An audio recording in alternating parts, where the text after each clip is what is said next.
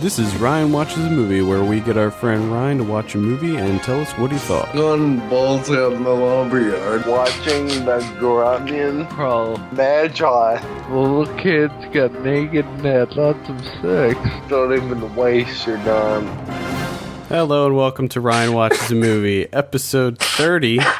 My name is Adam. Today we have Kevin. How are you, Kevin? Good. A lot better now. And how are you, Ryan? I'm pretty good. What movie did we have you watch this week? Miller's Crossing. We had you watch Miller's Crossing. This is the 1990 film from the Cohen brothers. We picked this in honor of Lawless, coming out this week.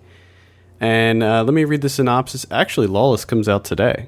So let me read the synopsis here. Tom Regan, an advisor to a Prohibition-era crime boss, tries to keep the peace between warring mobs, but gets caught in divided loyalties.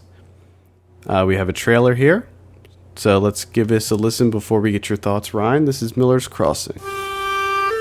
From the makers of Blood Simple and Raising Arizona, a world where nothing is what it seems to be. Leo, is he still the boss? The day I back down from a fight, Casper's welcome to the rackets, this town, and my place at the table. Casper, can he muscle in? I'm sick of taking a strap from you, Leo. And I'm sick of the high hat. Tom, would he sell out a friend? You shouldn't be confronting Jenny Casper. That's what I've been trying to tell you. I can still trade body blows with any man in this town. Except you, Tom. And Verna. Verna, is she Leo's girl? What did you tell Leo? I told him you were a tramp and he should dump you. I want everybody to be friends. You, me, Leo, the Danes. You know who I am? The Dane, has he got it figured? You dumping Leo for the guy who put a bullet in your brother? Bernie, will he turn the tables? Don't smart me. I want to watch you squirm. I want to see you sweat a little. All you gotta do to show you're a friend is give me Bernie burn bump. Tommy, you can't do this. You don't bump guys. It's not right, Tom. I can't do it. Two of us have faced worse odds. Okay, that was a pretty shitty trailer. I don't understand why they made that trailer that way, but Terrible trailer. Let's just list all of the characters and say one line about them, and then show them say one line. And if you watch the trailer on YouTube, it's not good. Like, there's this like really bad like font that they use and stuff. Like, the cover of the movie looks so much better. I was surprised. Like, I thought it wasn't even real. I thought it was like one of those fan-made trailers. I was like, what? That's actually the real trailer. Ridiculous. Awesome. Ryan, why don't you give us your synopsis of this movie? Well, like I said, I didn't really understand it, and I watched it twice, but it's basically, to me, it was the main character, the guy from Stigmata, Gabriel Byrne. Yeah. Basically, it focuses on him playing both sides and screwing one person over in order to screw somebody else over, and it just goes back and forth, and it's just basically a twist, like a twisting movie. Therefore, I can also not say a lot about it because it'll give any small twist away. And like I said, this movie is pretty boring. At least it was for me to watch because there's a lot of dialogue.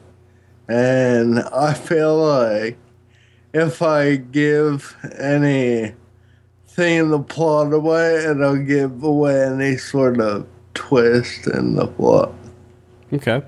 Now, Kevin and I also watched this movie because we never saw it either. So, Kevin, what did you This was think? actually on my... This is another movie that was on my list that I had to watch before the end of the year. And I also had the pleasure of sitting in on a Ryan Watches a Movie I got to watch it with Ryan. Was it everything that you hoped for and expected? Yes, it was.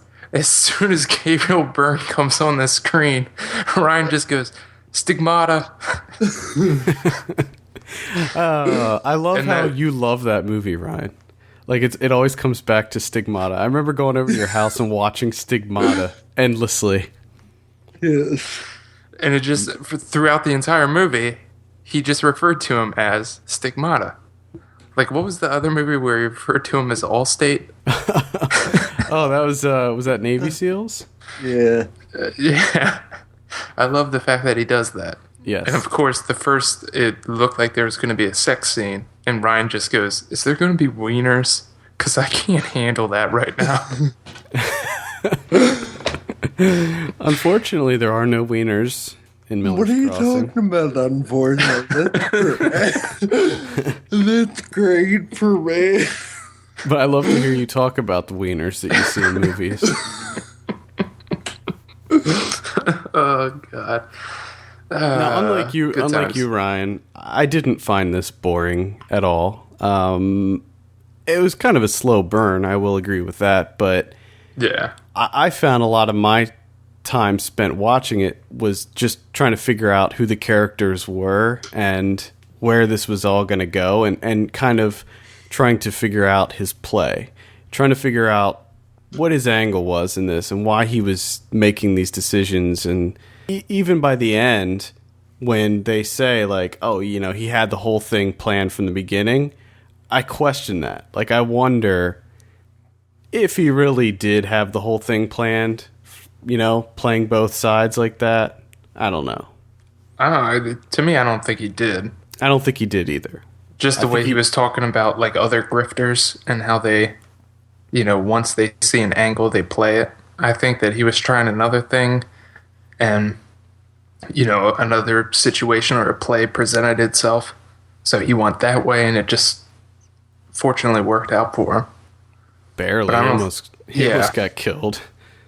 But he does get punched a lot in this movie. Yeah, he does. Like, every other scene, he does get put through punched. the ringer.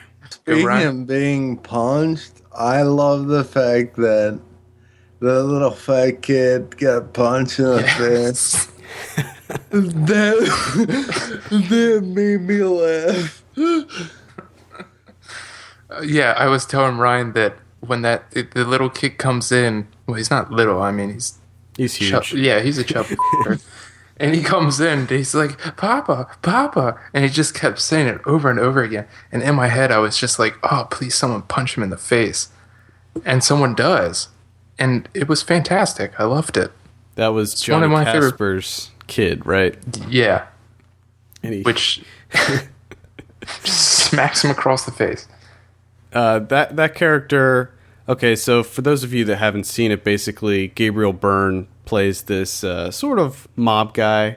He works for Albert Finney, right? Yeah, which his character is Leo. He's like his right-hand man. And he sort of actually, Leo ends up having this problem, this falling out with this character named Johnny Casper, who's played by John Polito. And Gabriel Byrne kind of plays both sides. He leaves Leo as his right-hand man because he's actually sleeping with Leo's girlfriend, I guess. Yeah. Who's played by Marcia Gay Harden. And he kind of joins up with Casper, and lots of double-crossing. Lots of twists and turns. And I think that I actually like this more than both of you. I actually really enjoyed this movie.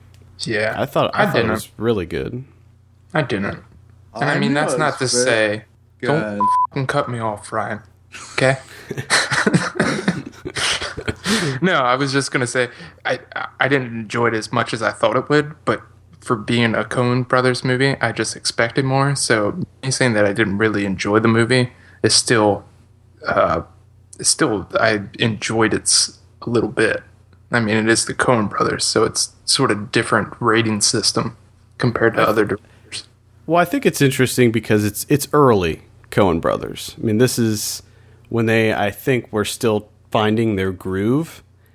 But when you look at a lot of their newer films, you see traces of that in Miller's Crossing. It's not as stylistic and heavy on the really interesting cinematography and visuals, but you can still see where they're starting to find their niche in Miller's Crossing. One thing that I think stands out in other Coen brothers movies that doesn't particularly stand out in this is the location. And when you look at other Coen brothers movies, location is kind of the focus. You know, it's almost like an Alexander Payne film where he really utilizes the setting of the film. It's like a character in and of itself. Yeah, and the Coen brothers like to employ that, and I don't think that they really capitalized on that with Miller's Crossing, and I think that they could have done more with that. But we even saw that they made Raising Arizona before this, right? Yeah. And you really see that in Raising Arizona. So I feel like they kind of backed away from that really kind of unique storytelling and told more of a traditional story with Miller's Crossing. Would you agree, Ryan? Ryan, would you agree? I agree. I agree with what you said, actually. Who? I know it wasn't supposed to be a terrible movie like I usually watch. I know it had some kind of substance, but I don't know. It was just too dialogue for me. And I do have to say, I think I talked to you, Adam, about this. We took like a cigarette break, like an hour or something into the movie, and when I sort of let it spill that it was a Coen Brothers movie, just the look on Ryan's face, where he was like, "Oh, this is Coen Brothers." So I think he was a little bit disappointed when he found that out. Yeah, I was. I mean, like I said, it's not a terrible movie. It's just not my cup of tea. Well, do you guys even like these types of gangster movies? Are you guys into these? I am. I sort of am. But I mean, I do have to point out that I might think about this differently if, say, I was watching the Coen Brothers back at that time. You know what I mean? If I was like 20 years old back when these movies came out and I saw them in chronological order, you know what I mean? Miller's Crossing, I might be like, oh shit, this movie is amazing. But I've seen their later films, which a lot of them blew me away. And then going back and watching this one, I was sort of disappointed. But maybe if I saw this one first, you know what I mean? It's just sort of like a timing thing there. I'm not arguing that. I mean, as far as the Coen Brothers filmography goes, this is probably my least favorite out of all of what I've seen. Yeah, because the movie they made right after this, in which they actually wrote during when they were writing the screenplay for Miller's Crossing, is my favorite, Barton Fink, which is my favorite Coen Brothers movie. Now, did you think that Miller's Crossing was more boring than Barton Fink? Not entirely. I thought it was about the same. But I feel like if Ryan watched Barton Fink, he'd be bored to tears. It might be. I think it has a better payoff at the end. Yeah. If he hangs in there. But you know me, I mean, I like the Torn Horse. I mean, you can't really bore me too much with movies. Kevin does not get bored with movies. Watch The Castle. Yeah, I don't know if I'll be able to do that one, but there has to be some beauty to it at least, if it's going to be slow. Okay, I just looked at their filmography, and I take it back. This is not my least favorite. I forgot about The Lady Killers and Intolerable Cruelty. Those I don't even count Intolerable Cruelty for some reason. I forgot about those, and I also like this more than Burn After Reading. I'll say that too. Yes, I also like this more than the Hudsucker Proxy. That's a tough one. I think to me maybe the same. I like the I mean, Ryan, you can't deny the scene when they tried to kill Leo in his house and they were shooting at him. Yeah, that I wish the movie wanted more of that. More, yeah. You wanted it to be more like Scarface. Yeah. Now, Ryan, have you Just seen, old-timey Scarface. have you seen any of the Godfather movies, Ryan? I shouldn't admit this, but no. So you're not really into mob movies. I mean, I am. I think, well, the parallel that I'm trying to draw is that I feel like if you found Miller's Crossing to be boring, I think that you'll find the Godfather trilogy to be the same, because they're very similar films. Really? There's no more like action? No. Godfather doesn't have a lot of action at all. If anything, it has less. Yeah. But I mean, it's similar, but in The Godfather, you had 3 movies that are probably close to 3 hours long each, so you had a lot more going on in The Godfather. I mean, I still like The Godfather 1 and 2 better than this, but I think that this is a pretty solid gangster film. Not better than Goodfellas, not better than Casino.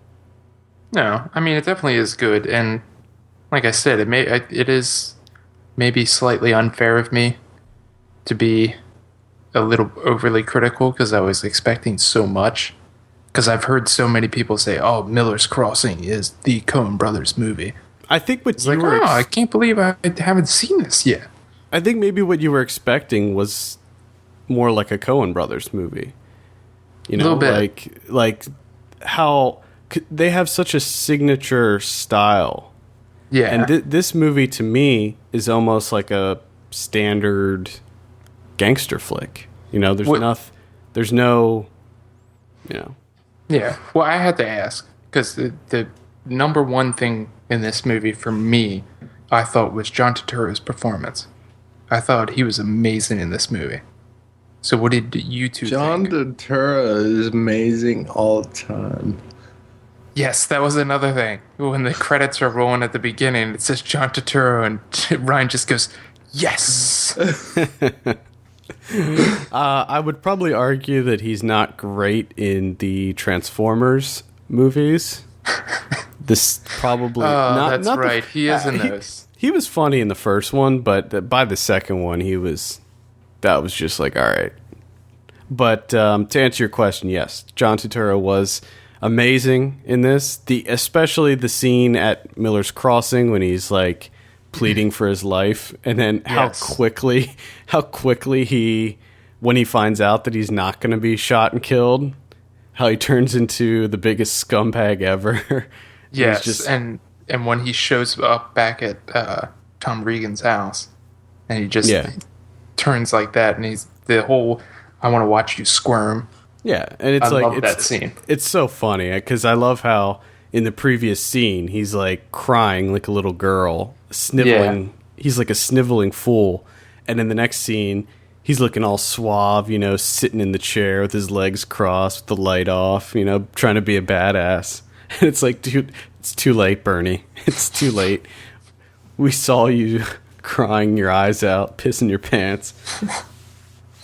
I don't think he actually did that, but he makes me laugh. Just looking at him makes me laugh. Just looking at him and hearing him talk and listening to what he says makes me laugh. Nobody f***s with the Jesus. Yes. Also, I'm sure you guys saw Steve Buscemi in an early role. Yeah. Yeah. Steve Buscemi. At one time, Steve Buscemi, I think it was a law that Steve Buscemi had to have a cameo in your movie. Yeah. I think he's been in a ton of Coen Brothers movies. Now, another thing that is something that I realized just a few years ago. Did either of you know, and I think I actually talked to you about this, Adam, that Albert Finney's British? No. Albert Finney's a Brit. I don't think I did know that. He's from England. So I guess I should say he's English, not British. No, I did not know that. I thought we talked about it when I watched, because I watched Under the Volcano, and I thought I remember talking to you about that. I don't even remember you talking about Under the Volcano. Well, yeah, that was at the point where I realized that this guy is English. And I was like, holy shit. Like my entire life, I just thought Albert Finney was an American, which made me realize that he's a really good actor. He is a phenomenal actor. Albert Finney was in, well, he's going to be in Skyfall, which is coming out, this year. He was in Born Legacy. Trying to think of some other stuff. Yeah, he was in a ton of stuff. He was in Big Fish. He's kind of like that guy from Spider-Man, the new Spider-Man. I had no idea he was English either. What guy? Spider-Man?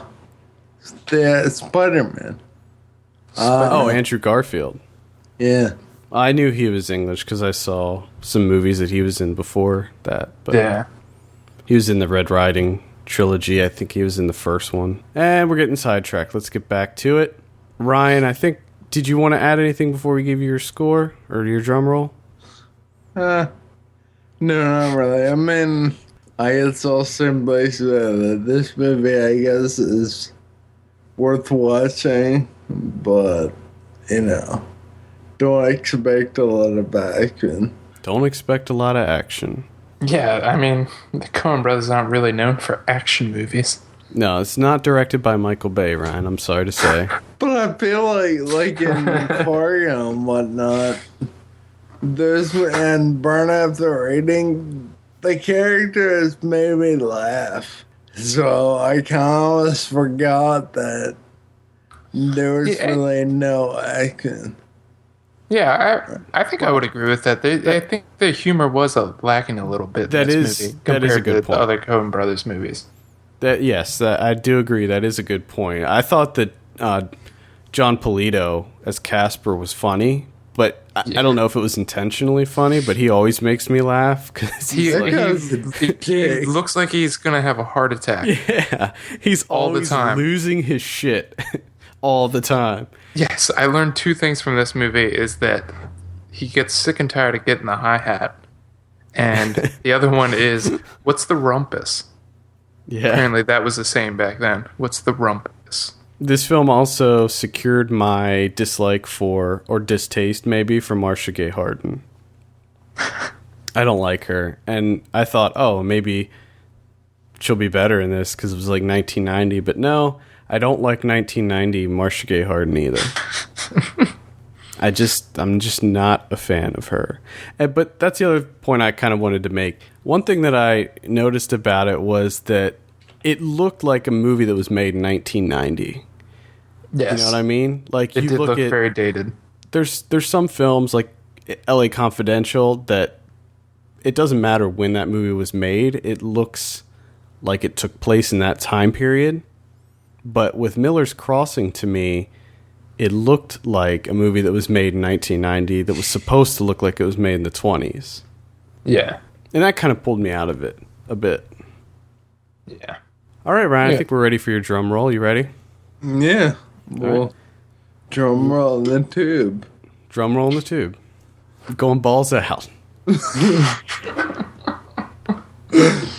All right, Ryan, what do you give Miller's Crossing?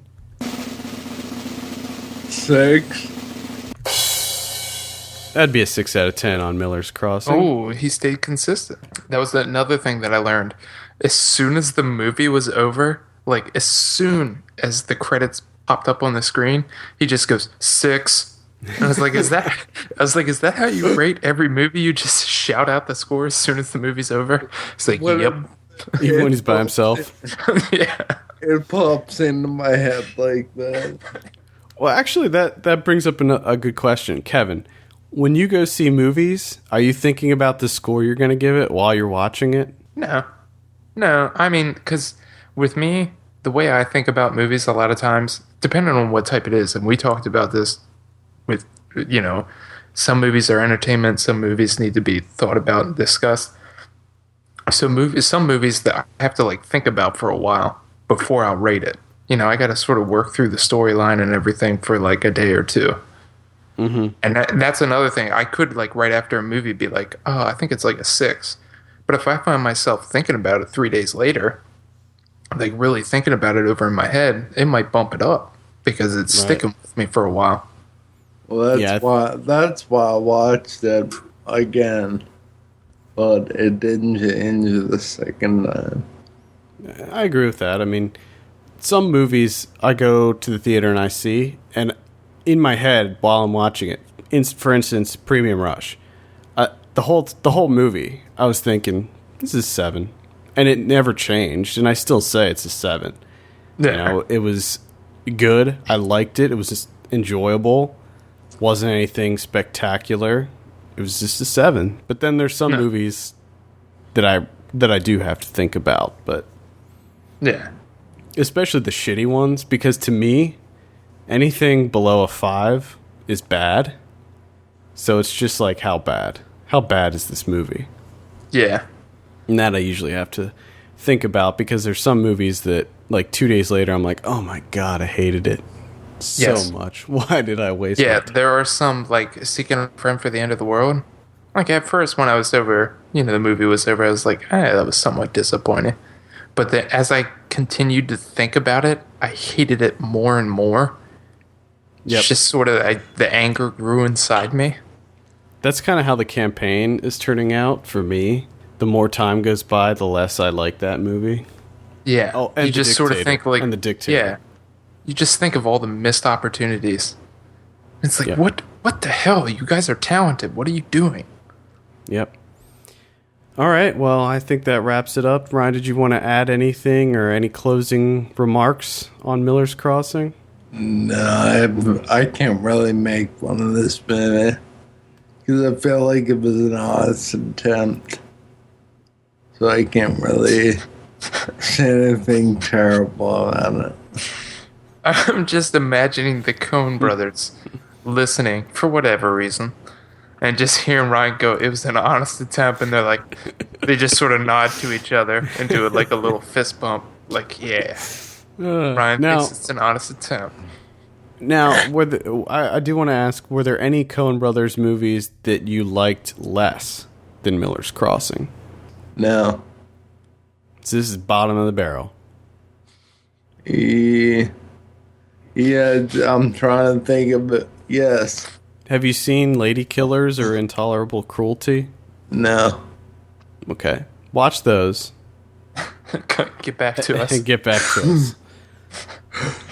Actually, that's next Ryan watches a movie is a double feature of Yeah, there we go. Cruelty and the Back to back.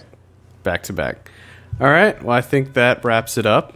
For all the latest film news and reviews, hit us up at filmpulse.net. We want to hear your feedback. Send us an email at feedback@filmpulse.net or call our voicemail line at 850-391-6071. Also, please take a minute to rate us on iTunes and click the donate button in the post. We appreciate that very much. For filmpulse.net, my name is Adam. And I'm Kevin. And I'm Ryan. And we will see you on Monday for our feature review of Lawless and maybe a feature review of VHS as well. See you later.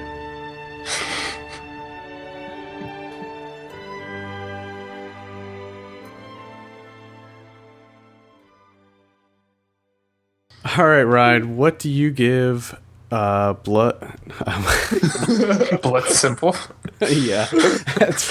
You haven't seen it, but rate Blood Simple first. Oh, god damn it. I was looking at the screen.